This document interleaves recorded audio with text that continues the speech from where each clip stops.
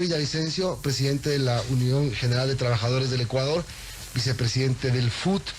No sé si está con nosotros para conversar sobre lo que están preparando para mañana en reclamo a ciertas cosas del gobierno de Guillermo Lasso. Tenemos ya a José Villavicencio, ¿me confirman? Estoy viendo que se está conectando, sí. Señor Villavicencio, ¿me escucha? Buenos días.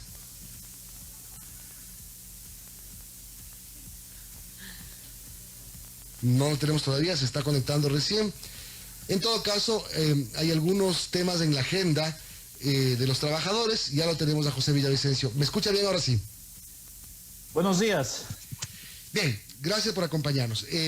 Lo primero, ¿se confirma la movilización de mañana, 11 de agosto, en cuántas ciudades del país y quiénes van a participar? Bueno, ratificar el saludo a nombre del Frente Unitario y de nuestra central sindical UGT. Ratificamos la primera convocatoria para este 11 de agosto a nivel nacional.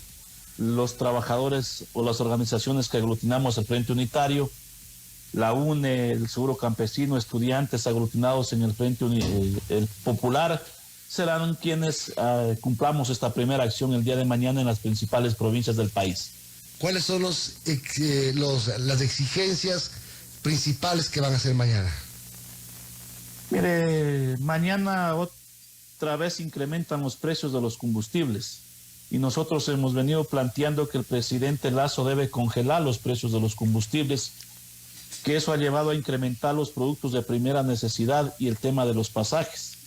Y el afectado es el pueblo ecuatoriano, por eso nosotros hemos condenado esas declaraciones desatinadas del presidente Lasso que dice que estamos buscando combustibles baratos para los ricos, para los narcotraficantes y para los contrabandistas. Este fue el justificativo por cual se liberó los precios de los combustibles el año pasado y no se dice que es un acuerdo con el Fondo Monetario Internacional. Sin duda declaraciones desatinadas, porque aquí lo que estamos velando es porque se respeten los derechos de los ecuatorianos. ¿Usted cree que son desatinadas? ¿Usted no cree que es cierto que el subsidio de los combustibles beneficia especialmente a los que más tienen porque consumen más? ¿Beneficia a los contrabandistas y beneficia a los narcotraficantes? ¿Eso no es verdad? Es verdad, pero quien debe combatirlos es el Estado ecuatoriano. ¿Quién debe combatir el tema del narcotráfico y el tema de los contrabandistas? ¿El pueblo ecuatoriano o quién está en el poder? Segundo, habrá que preguntarle al presidente Lasso qué va a hacer o qué está haciendo para cobrarles a los ricos los impuestos que no le pagan al pueblo ecuatoriano, que según la CEPAL bordean los 7,000 millones de dólares. Y si se va a cobrar un impuesto a quien tienen recursos en paraísos fiscales. Yo creo que esa respuesta es la que debe darle al pueblo ecuatoriano. Nosotros estamos planteando de que frente a la decisión que tomaron en el 2020 de liberar los precios de los combustibles, el afectado es el pueblo ecuatoriano. Y el afectado es el que no tiene empleo, más de 6.500.000 personas que no tienen un empleo para por lo menos pagar este incremento de los precios de los combustibles. Más no se diga para poder vivir dignamente en nuestro país. Estamos hablando con José Villavicencio, presidente de la Unión General de Trabajadores del Ecuador, vicepresidente del Frente Unitario de los Trabajadores. Son las 7:46, conversamos sobre el tema de las movilizaciones anunciadas para mañana. José, buenos días, le saluda Verónica Larrea. Yo le quiero preguntar porque hay divisiones respecto a de ir o no a una marcha y en ese sentido la CUT está, por ejemplo, más bien propiciando a que existan jornadas de diálogo porque en un comunicado mencionaron que cerrar carreteras y paralizar la producción del país no contribuye en nada a solucionar los problemas que tiene el Ecuador. ¿Cómo ve esta posición que ha tomado el CUT sobre estas movilizaciones que ustedes están convocando? Primero queremos decir al pueblo ecuatoriano que el Frente Unitario le entregó un documento al presidente Lasso el 1 de julio del 2021, donde dábamos a conocer nuestras preocupaciones, pero sobre todo para solicitar una reunión de trabajo. Fue respondida ese documento el 7 de julio y dice que nos trasladan esa reunión al ministro del Trabajo. Nosotros hemos planteado de que si hubiéramos querido reunirnos con el ministro del Trabajo, hubiéramos solicitado directamente a él la audiencia. Lo que hemos planteado es dialogar con el presidente Lasso sobre el tema combustibles, sobre el tema del IES, sobre el tema del empleo en el país, la conflictividad laboral, el tema de la famosa ley de oportunidades que se viene anunciando por parte de su gobierno y lamentablemente no ha habido respuestas. En la primera reunión planteada con por el ministro del Trabajo, le dejamos sentados 4 ejes para discutir: el tema laboral, el tema de política de empleo, el tema de la conflictividad y el tema de reactivar el Consejo Nacional de Trabajo y Salarios, que es el espacio donde se debe discutir de manera tripartita estos aspectos. Sin embargo, no han habido respuestas. Segundo, no nos sorprende la posición de la CUD. Ustedes conocen que estuvo 10 años con Correa, 4 con Moreno y ahora se alió con el presidente Lasso. Entonces, su postura ha sido CUD esa. es una organización gobernista. Gobernista, ustedes la conocen, siempre aprobó que se apruebe o avalizó que se apruebe la ley de justicia laboral, donde le quitaron el 40% de las pensiones jubilares, avalizó que se apruebe la ley de optimización y empleo juvenil, donde se quitó a los trabajadores el 1% del fondo de cesantía, estuvieron de acuerdo con las enmiendas, estuvieron de acuerdo con la ley humanitaria, que ustedes conocen cuáles son las consecuencias de una ley nefasta aprobada en el 2020. Entonces es una organización que los dirigentes siempre han estado de alfombra de los gobiernos de turno, entonces no nos sorprende esa postura. Ahora, todavía no cumple 100 días de gobierno el presidente Lasso, no cumple, va a cumplir 3 meses en pocos días más. ¿No es muy poco tiempo como para empezar a calentar las calles, como para lanzar una advertencia de presión al gobierno? 2 aspectos. Mire, primero nosotros estamos planteando de que el gobierno se siente y escucha a los distintos sectores. No queremos destabilizar, porque es lo que ha anunciado el presidente Lasso también. Porque caso contrario, cuando él se movilizaba en el 2015, 2017, hubiera estado haciendo lo mismo cuando se movilizó por el tema de las enmiendas. Hay que recordarle ese aspecto. Segundo, él conocía, o el gobierno que se iba a posicionar el 24 de mayo, en este caso el presidente Lasso, conocía cuál era la situación económica, política, social en el país, pero sobre todo las principales necesidades, las principales demandas. Entonces nosotros decimos, sí, como que ese derecho de costumbre de que hay que darle los 100 días en los actuales momentos no es lo adecuado. Nosotros hemos saludado el tema de la vacunación, que es un aspecto fundamental para reactivar la economía, pero cuidado, la vacunación se esté convirtiendo en una cortina de humo para seguir aplicando las políticas fondomonetaristas que tienen una situación compleja al pueblo ecuatoriano y que es necesario debatir. Entonces lo que aspiramos es dialogar, porque hay una contradicción, si me permiten. Mire, él dice que va a respetar lo que diga la Corte Constitucional y lamentablemente la Corte brilla por su ausencia sobre el tema de los maestros, pero la Asamblea ha convocado a una mesa de diálogo donde está la Defensoría del Pueblo, donde está el Magisterio, en este caso la UNE, y el principal ausente es el gobierno. El principal ausente es el delegado del presidente Lasso, que es el presidente del Consejo Directivo del IES, el principal demandante a la OEI. Entonces nos preguntamos, ¿con quién va a ser el gobierno del encuentro? Cuando no se demuestren los hechos, querer discutir, dialogar y ver alternativas para estos temas que son muy complejos que están pasando en el pueblo ecuatoriano. Pero bueno, hay temas que tienen que irse resolviendo en el tiempo. Usted mismo dice, la situación del país ha sido muy grave, la que heredó el gobierno del presidente Lasso, entonces tiene que tomarse tiempo para hacer ciertas cosas. Ya ha anunciado una reforma tributaria que la está terminando de pulir, ha garantizado el presidente Lasso de que esa reforma tributaria no va a tener ningún tipo de medida de impacto para las clases menos favorecidas. Él ha dicho en más de una ocasión que los que más tienen, más van a pagar. En el tema de los subsidios, ha dicho que va a subsidiar a quienes merezcan el subsidio, que es básicamente el sector del transporte.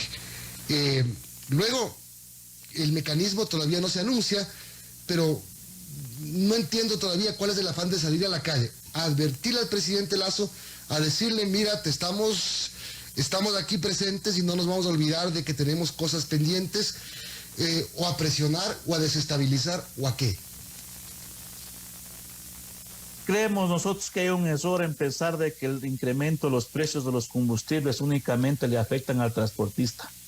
Entonces convoco al transportista para discutir una posible focalización y no se analiza de que al final del día quien es afectado es el pueblo ecuatoriano. A mí me parece que eso se debe entender adecuadamente, que el afectado es el trabajador, el de a pie, al final del día, ¿no es cierto? Segundo, es de que nosotros decimos, sí, ha hablado de una reforma tributaria, de que no se va a incrementar los impuestos.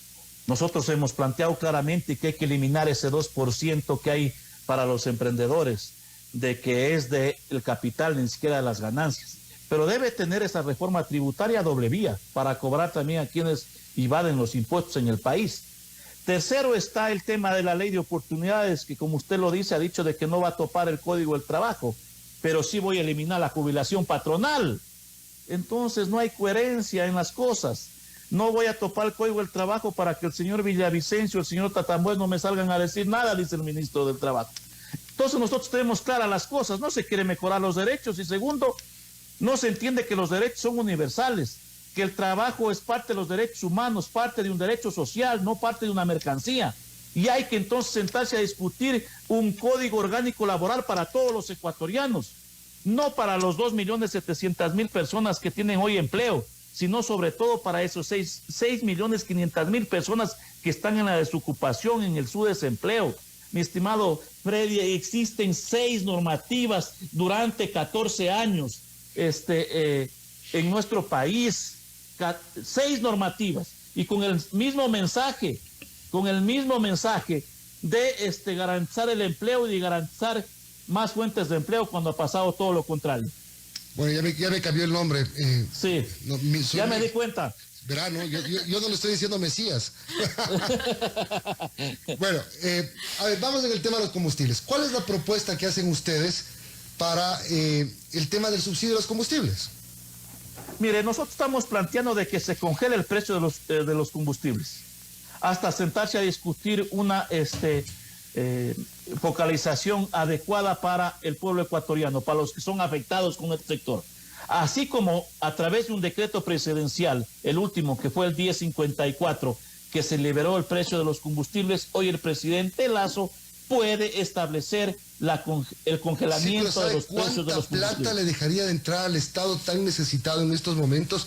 Eso significaría no cumplir con los sueldos de los trabajadores de la salud, no cumplir con los sueldos de los policías, etcétera, etcétera, etcétera. Es decir, habría un trauma fiscal si es que se llega a congelar. ¿Qué les interesa a ustedes de que el precio de la super, por ejemplo, esté congelado? Si la super se supone que es para quienes tienen vehículos de alta gama o de una gama más importante. O nuevos. O nuevos. Entonces, ¿quiénes tienen ellos? A ver, mire. Cuando incrementaron los precios de la gasolina extra, nos dijeron de que estábamos defendiendo a quienes tenían vehículos de alta gama. Cuando incrementaron los precios de la gasolina extra y la Ecopaís, nos dijeron de que no iba a haber afectación porque los productos se trasladan en vehículo de diésel. Ahora de que se incrementó también el diésel, nos dicen que no ha sido afectado el pueblo porque no hay incrementos, cuando en la realidad es otra cosa. Miren, esa ha sido la realidad. Y entonces, adicionalmente, lo que ha dicho el presidente Lasso, que estamos defendiendo a los ricos, a los narcotraficantes y a los contrabandistas. Y entonces a mí me parece que no se está entendiendo. Pero el presidente Lasso no mencionó a nadie en especial. Aquí parece que al que le cae el guante que se lo chante, ¿no? A ver, él dijo que él no estaba pintado y que él se estaba pronunciando de quienes han convocado a las movilizaciones. ¿Cuál ha sido el impacto del incremento de los combustibles si incluso tenemos índices negativos de inflación? Es decir, no ha habido un impacto sobre la canasta. 1, 2. Usted dice, sentarnos, que congele los precios y nos sentemos a conversar. Pero desde octubre del 2019 se abrió la recepción de propuestas del mecanismo de focalización de subsidios. O sea, empezar desde cero. ¿Qué proponen ustedes? ¿Cómo se debería subsidiar el precio de los combustibles? Mire, nosotros tenemos una alternativa que queremos darle a conocer al presidente Lasso para la posible focalización, que es fundamental, pero usted planteó un aspecto que es importante. Usted dice desde octubre se abrieron espacios para entregar propuestas. El tema es de que el presidente Lasso solo está tratando este tema con los transportistas, y ahí consideramos de que hay un error. Ha planteado también de que se convocaría a la academia, no sé si es que ya están a una universidad para que haga un cálculo técnico. Pero ¿cuál es la propuesta de ustedes? Porque una cosa es que ustedes le digan, presidente Lasso, tenemos esta propuesta, recíbanos en Carondelet y le entregamos la propuesta, o súmenos a la mesa. Pero no, pues salimos del 11 a las calles, congele los combustibles y después vemos. Tampoco es así. ¿Cuál es la propuesta? las propuestas son distintas en el tema económico, en el tema social. No, en el tema del subsidio a los combustibles. Mira, ¿cómo se debe subsidiar? Porque usted dice que no solo se debe subsidiar a los transportistas, sino a quiénes más y cómo. Porque el afectado es el pueblo, entonces a él no se le puede seguir afectando. ¿Cómo se subsidia? ¿Cómo focalizo? El tema es de que el tema del pasaje. ¿Quién está pagando el pasaje en los actuales momentos? El que se sube al bus, la persona, el ciudadano. Exactamente. Claro. ¿Quiénes está pagando el tema del incremento de los productos de primera necesidad, más allá que dice que no ha habido? ¿Qué incremento? A ver, le pongo un ejemplo. En el 2020 el litro de aceite más barato valía 1.35. ¿Sabe cuánto vale hoy? 1.85. Ya. ¿Cuál es la propuesta de ustedes, los trabajadores del FUT, los de la UGTE, de subsidio, de focalización de subsidio? No me ha contestado. Dígame, yo propongo que se subsidie el precio del combustible a través de una tarjeta magnética, de la cédula de identidad, ¿y a quiénes? Mire, el tema es de que no podemos caer únicamente en el tema de discutir los subsidios cuando hay otras alternativas para salir de la crisis, porque el subsidio se viene aplicando desde el 2020. No, José, estoy completamente de acuerdo con usted, pero el motivo principal de la protesta de mañana es pedirle al presidente que congele el precio de los combustibles. Y después nos sentamos a ver cómo lo focalizamos. ¿Cuál es la propuesta para focalizar el subsidio de los combustibles? Pero no es únicamente... Es que me parece que lo que van a hacer mañana es congelen y ya nada más. O sea, den una propuesta. Capaz que funciona. A ver, no es únicamente el tema de los combustibles. A mí me parece un grave error. El uno es el tema de plantear el congelamiento de los combustibles. El otro tiene que ver con el tema de la seguridad social, que hoy se viene hablando de que no hay plata para el 40%, que no hay plata para el tema de la salud. Pero el gobierno tiene que establecer un plan de pagos de una deuda de salud que bordea los 5.000 millones de dólares. Una deuda del 40% que no se ha pagado de octubre del 2019. Pero sí se habla de plantear las recomendaciones del Banco Mundial, que es incrementar los precios de los... de aumentar los aportes, los años de jubilación y reducir las pensiones jubilares. Está el tema del empleo, está el tema del magisterio, está el tema de resolver la conflictividad laboral. Ojo, no es de que solo únicamente se está aterrizando en el tema de el congelamiento de los precios de los combustibles para la acción del día de mañana. Son varios aspectos los que estamos planteando. José, ¿cómo llegar a acuerdos con tantos temas distintos y complejos que, bueno, son asuntos que van arrastrándose por años y, bueno, todavía pues se necesita tiempo, el gobierno no cumple los 3 meses? ¿Cómo llegar a acuerdos y propuestas en ese sentido con tantos temas pendientes? Mire, el tema es de que hay que sentarse a discutir, porque se decía cómo se lo puede hacer a través del bono de desarrollo humano, a través de la cédula, a través de una tarjeta magnética, etcétera. O sea, ese mecanismo hay que sentárselo a discutir, a debatir, analizando cuál es el principal afectado. Entonces, lo que nosotros estamos planteando es sentarnos a discutir para tratar estos diferentes aspectos. A ver, el tema laboral, si le compete al Ministerio del Trabajo, que el ministro disponga, pero que el presidente disponga, perdón, pero que se vaya evaluando si es que hay avance o no, porque si no, caso contrario, nos sentamos y nos tomamos la foto, pero no se ha resuelto el problema de fondo.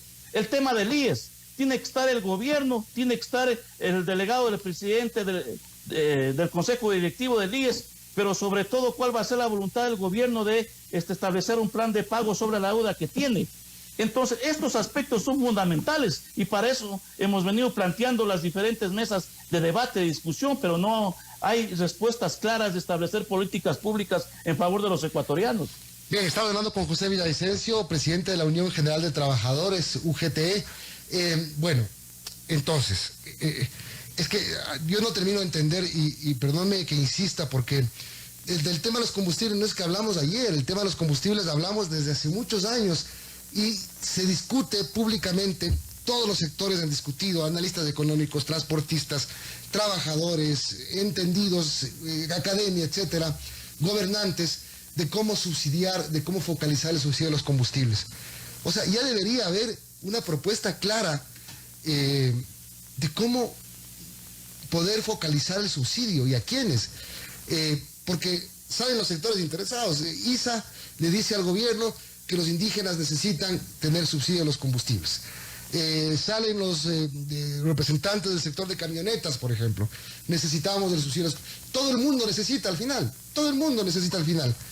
Pero alguien tiene que ser beneficiario de la focalización del subsidio a los combustibles, si no va a terminar pasando lo que ha pasado siempre, que quienes más tienen y quienes están del lado de la ilegalidad se benefician de los precios bajos. Sin duda consideramos de que el que más tiene más pague, eso ha sido un principio fundamental nuestro y para eso hay que discutir, porque en el tema de transporte hay un sinnúmero de, si cabe el término, de cadenas, el transporte comunitario, el interprovincial, el nacional, etcétera. Entonces, al parecer se puede entender de que al final del día todos quieren el subsidio. Mire, cuando no es así. Es que aquí nadie quiere hacer sacrificios, ese es el problema. Porque está bien que se subsidia el transporte, que puede abarcar, como usted dice, un abanico gigante de subsectores del transporte. No solamente son los buses, sino hay un montón de sectores que creo que es el que más necesita tener ese subsidio para que no suban los pasajes, para que no suban los fletes, para que no suba la carga pesada. Pero aquí nadie quiere hacer un sacrificio, porque todo el mundo quiere estar en la bolsa del subsidio.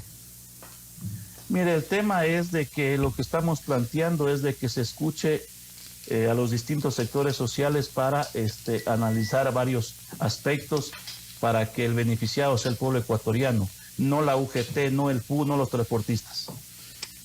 Bien, vamos a ver, en todo caso, mañana ustedes garantizan que será una marcha pacífica, que no es una marcha que va a tener tintes violentos. Mire, nosotros ratificamos que es una primera movilización anunciada el día de mañana. Y en esa línea nos vamos a mantener y aspiramos de que la policía no provoque, porque usted es testigo de la ciudadanía que en las acciones que ha venido haciendo la UNE ha habido diferentes acciones provocativas por parte de la policía, cuando la UNE ha tomado una decisión firme de declararse en huelga de hambre para hacer respetar un derecho que es fundamental o los derechos fundamentales en el tema de educación como es la LOI. Entonces ha habido provocación por parte de la policía en Guayaquil, en Santo Domingo, aquí en Quito. Entonces aspiramos que eso no ocurra mañana.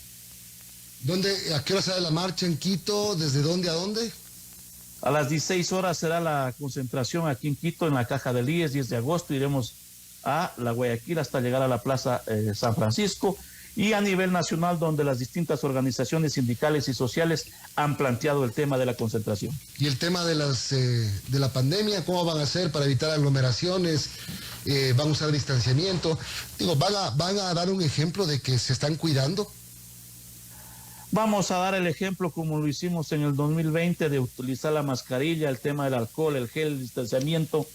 Pero hay un aspecto, los trabajadores no es que hemos estado suspendidos en la jornada laboral. Los trabajadores hemos estado durante el 2020 laborando en la pandemia y en el 2021 no es la excepción. Entonces, en ese aspecto, vamos a tomar las medidas de bioseguridad para realizar esta primera acción, porque yo creo que no podemos seguir callados frente a lo que está pasando en el país. José, su compañero Juan Cervantes mencionaba y advertía que si el gobierno no acoge estas demandas que ustedes están planteando, estaría llevándonos a que el pueblo, dice, vaya preparando un nuevo octubre del 2019. ¿Usted cree que se pueda calentar así las calles y llegar al punto de una jornada tan violenta como la de octubre del 2019, que creo que nadie quiere repetir? Bueno, el gobierno, para que no ocurra eso, debe escuchar a los sectores, las diferentes propuestas, y es buscando los mecanismos en la práctica de diálogo para que buscar las salidas, las alternativas en favor de todos los ecuatorianos. Eso es lo que nosotros aspiramos. Bien, gracias. José Villavicencio, presidente de la Unión General de Trabajadores del Ecuador, vicepresidente del FUT. Gracias por habernos acompañado. Tenga buen día. Gracias a ustedes. Buenos días.